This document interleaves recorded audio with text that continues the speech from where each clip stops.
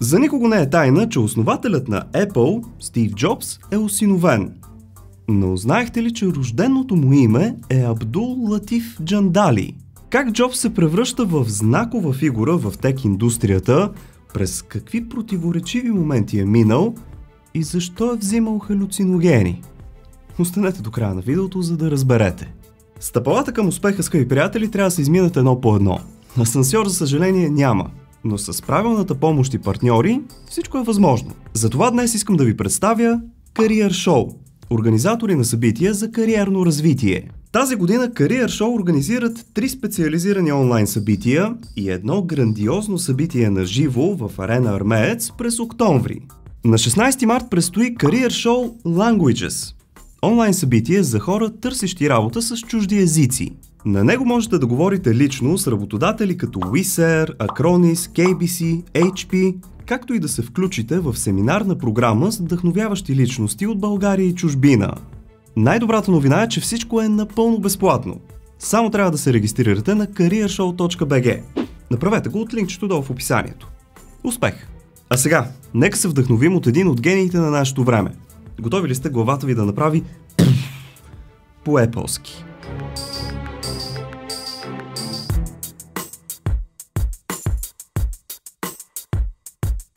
На 24 февруари 1955 година в Сан-Франциско, Калифорния, се ражда бебе с името Абдул Джандали, по-известен днес обаче като Стив Джобс. Биологичната майка е Джоан Шибъл, а баща му е Абдул Фата Джандали. Създателят на една от най-разпознаваемите тек компании днес, Apple, всъщност е наполовина сириец. Неговите биологични родители били едва 23 годишни студенти, когато той се родил, и сметнали, че са неспособни да го гледат. Затова го оставили в дом. Единственото условие, което биологичните родители имали към бъдещите осиновители на Абдул, било те да имат висше образование. Впоследствие обаче Пол и Клара Джобс го осиновяват, но те нямат такова. Обещават обаче те да направят всичко по силите си, малкият Абдул да постъпи в университет. Осиновителите му дават ново име – Стив Джобс, и му казват, че той е осиновен, когато е само на 5 годинки. По-късно Стив намира истинските си родители и разбира, че дори има сестра, която е с 2 години по-малка от него. Той обаче се среща с нея за първи път, когато е на 30 години, но през 2005 признава, че се е превърнал в един от най-важните хора в живота му. Нейното име е Мона Симпсън и е известен писател. Джобс не е особено добър ученик. Неговият среден успех бил 2,65 от възможно максимален 5. По-късно той споделя, че изобщо не харесва образователната система и предпочитал да учи по по-нестандартни методи. Бил е доста тихичък и скромен в училище, но както се казва, това са условия за скрита лимонка. Има слухове, че е пуснал змии в един от часовете и затова се наложило да бъде преместен в друго училище. Знаехте ли, че Стив Джобс е страдал от дислексия? Той имал доста трудности в писането и четенето, също като Албърт Айнщайн и Хенри Форд. Затова може би не е написал дори един ред код. Но за професионалните му успехи ще говорим след малко. Приемните му родители все пак събрали пари и изпратили Джобс в колеж. Както повечето свои колеги предприемачи обаче, Джобс изобщо не се справил добре там и решил да прекъсне още след първия семестър. Доводът му бил, че той не искал да изразходва парите на родителите си за нещо, което според него е напълно безсмислено. С финансите обаче той записал различни курсове, като един от тях бил по калиграфия, за който по-късно Джобс споделя, че е изиграл жизнено важна роля в дизайна на бъдещите продукти от Apple. Малко известен факт е, че в годината, в която напуска колежа, Джобс заминава за Индия, за да търси духовното в себе си. Там той прекарва 7 месеца, изучавайки източните практики, и става заклет будист. В последните си интервюта Джобс споделил пред водещия, че едно от 3 най-важни неща в живота му по време на колежа, пък и след това, било употребата на халюциногени. Според него те му помагали да разсъждава по по-различен начин и именно на тях дължи причината за успехите му. След Индия Стив Джобс започва специален хранителен режим, наречен паскетарианство. Това е вид вегетарианство, което обаче включва риба и морски дарове. В по-късен етап започва да се храни единствено с плодове, зеленчуци, ядки и семена. Това се нарича фрутарианство. В един момент Стив Джобс останал без пукната пара и, както се случва обикновено в подобни ситуации, той трябва да започне работа. В случая това било Hewlett Packard или HP, където изкарал цяла една година и при напускането му се говори, че е поискал части за проект по електроника. Джобс поработил и няколко месеца в Atari като техник, където другия съосновател на Apple, Стив Возняк, му бил шеф. Той помогнал за създаването на известната игра Breakout, която виждате до мен. Тогава двамата с Возняк стават близки и започват да кроят планове за Apple. Както вече ви казах, Стив Джобс изкарва само няколко месеца в Atari, след което е бил принуден да напусне, тъй като следвал научените индийски методи. Ходил постоянно бос в офиса, не се къпал особено често, пък и спал на земята или на бюрото си. Именно изгонването му от Atari обаче освободило време за най-грандиозния му проект – създаването на Apple. Между другото, много малко известен факт е, че първата среща между Стив Джобс и неговия бъдещ сътрудник и съосновател на компанията му, Стив Возняк, е още в гимназията, когато Джобс е едва на 13 години, а Возняк на 18. Също така именно Возняк му помага да постъпи в HP и в Atari. Двамата създали Apple без да имат почти никакви пари. Единият се наложило да продаде вана си, а другият – любимия си калкулатор, за да съберат едва $1400 и да започнат работа по първия си продукт. Именно така обаче, скъпи приятели, през 1976 година започва историята на Apple. Имам цял един епизод за компанията, който се получи страшно интересен. Накрая на това видео ще ви изкочи картичка, която да натиснете и да го изгледате. Сега обаче нека се върнем към човекът и личността на Стив Джобс. При работата им по първия компютър на Apple, абсолютно цялата технологична част била направена от Возняк. Джобс изобщо не могъл да програмира. Той бил повече по дизайна и най-вече търговията. След години става ясно обаче, че дори и някои неща по дизайна са взаимствани от други компании, като например графичния интерфейс на Xerox, който е използван за операционна система. Един от първите компютри на Apple бил кръстен на първородната дъщеря на Стив Джобс – Лиза Бренън Джобс. Тя се родила, когато той е бил на 26, но тъй като тогава неговите приоритети тотално се различавали от тези на един бъдещ баща, той я изоставя изцяло в грижите на майка й. Дълги години той дори отричал да има каквато и да е бащинска връзка с детето, дори след положителен тест за бащинство. Впоследствие обаче явно се осъзнава и започва да помага в отглеждането й. Знаехте ли, че Стив Джобс има общо 4 деца, като 3 от тях са от съпругата му Лорин Пауъл. Той я среща по време на една от лекциите си в университета в Станфорд през 1989. Демек тя е била негова студентка. 2 години по-късно се женят. В годините след създаването си, Apple не се справила особено добре заради високите цени, които поддържала и навлизащата конкуренция. Така само 9 години след създаването си, Стив Джобс бил принуден да напусне собствената си компания – Apple, което обаче се оказало доста печелившо за него. След като бива изгонен, буквално, Стив Джобс се захваща с 2 нови големи проекта. Първият от тях е да създаде Next Computers, като конкуренция на Apple, нали, да им го върне малко. Но въпреки иновациите му, нещата и там не вървят особено добре.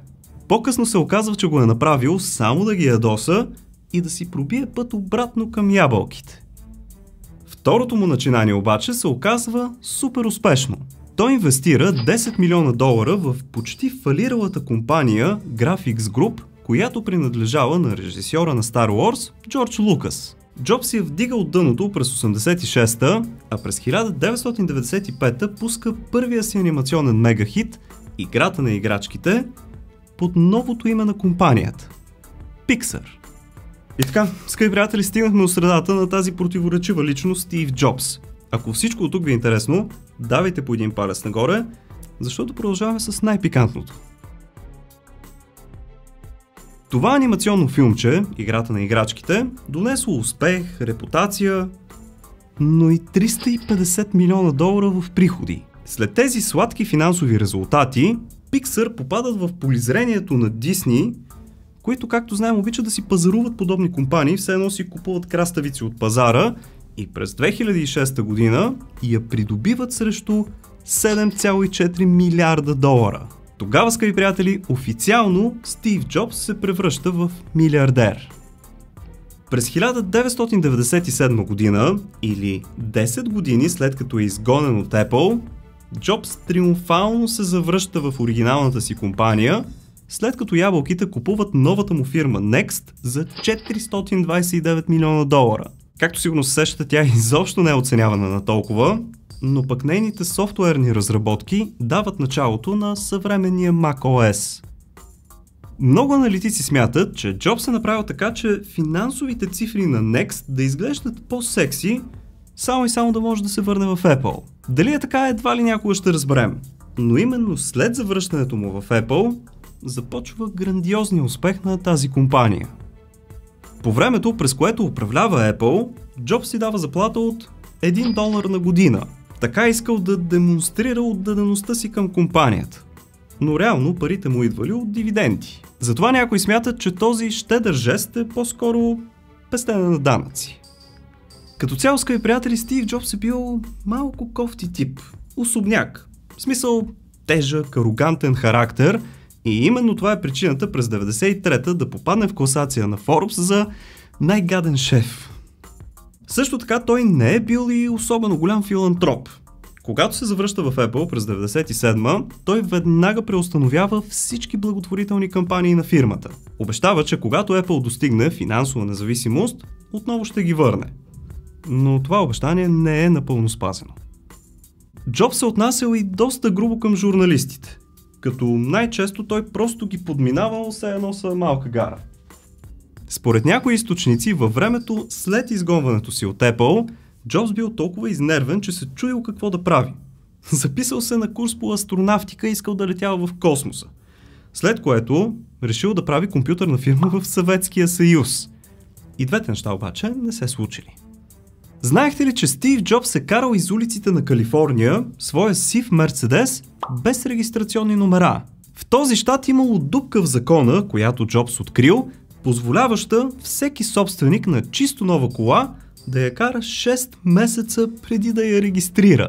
Стив Джобс се възползвал от това и на всеки 6 месеца си купувал чисто нов автомобил, за да може да запази анонимност. Няма как да не сте забелязали модните предпочитания на милиардера, като по презентациите той винаги ходи с черно поло, дънки и кецове. Има слухове, че притежавал по 100 чифта от всичко. Той, скъпи приятели, е подкрепял поговорката: идеята е да си богат, а не да изглеждаш богат. Точно тази поговорка е в основата повечето продукти на Apple под неговото ръководство да са в бяло. Той винаги е търсил семплото, функционалното, но и различното. Интересен факт е, че преди тази си визия с черното поло и дънките, Джобс се изглеждал като типичното хипи от 70-те и 80-те години с дълга коса и съмнителни хигиенни навици. Ето една негова рядка снимка по времето, когато е брал ябълки с други колеги хипита в градините. Интересен факт е, че преди да напусне принудително Apple, Стив Джобс открадва CEO-то на Pepsi с думите: искаш ли цял живот да продаваш подсладена газирана вода или да промениш света? По време на възхода си Стив Джобс се сприятелява с Бил Гейтс. Те дори работят заедно. Ето ви една тяхна рядка снимка. После се скарват, сдобряват и накрая Microsoft инвестира $150 милиона в Apple. Все нормални работи. Една от най-добрите години за пионера със сигурност е 2007. През нея той е включен в залата на славата на Калифорния.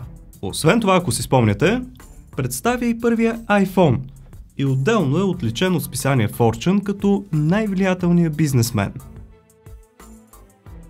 Знаехте ли, че на 23 години Стив Джобс прави първия си милион, но само 2 години по-късно състоянието му е оценявано на $250 милиона.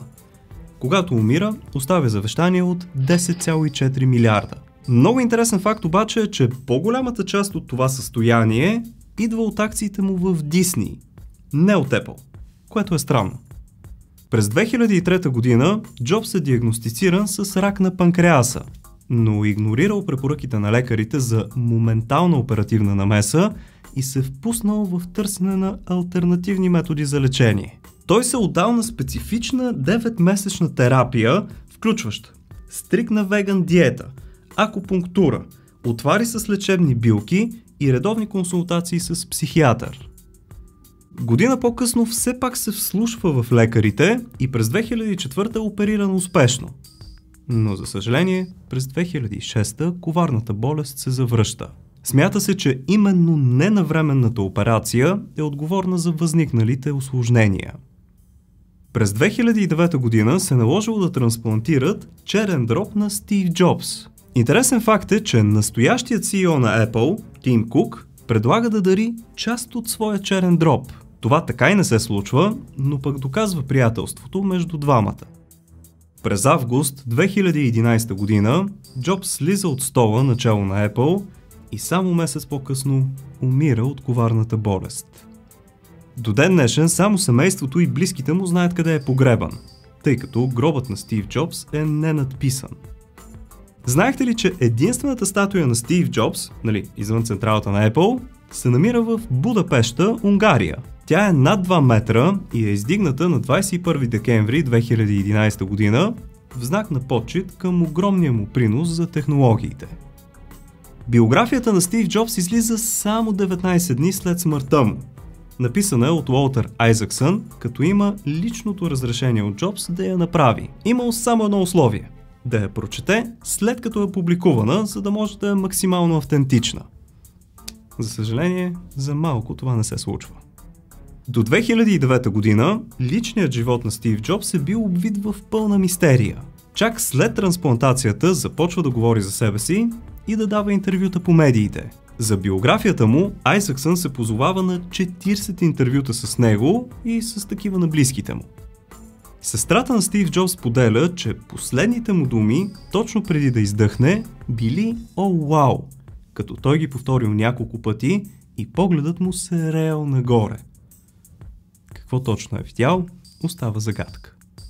Ако видеото ви е харесало, давайте по един палец нагоре в подкрепа и не забравяйте, че може да ударите едно дигитално рамо, като използвате бутона Thanks, намиращ се тук някъде долу. Абонирайте се за канала супер бързо, лесно и безплатно от кръгчето с моята снимка, тук горе. Пък ако желаете, цъкнете и една камбанка, за да получавате известия, когато кача нещо ново. Както обещах преди малко, ето я картичката към видеото за 50 факта за Apple. Цъкнете и научете някои наистина интересни неща за тази компания. Благодаря ви, че за пореден път бяхте с мен. Чао и до нови срещи!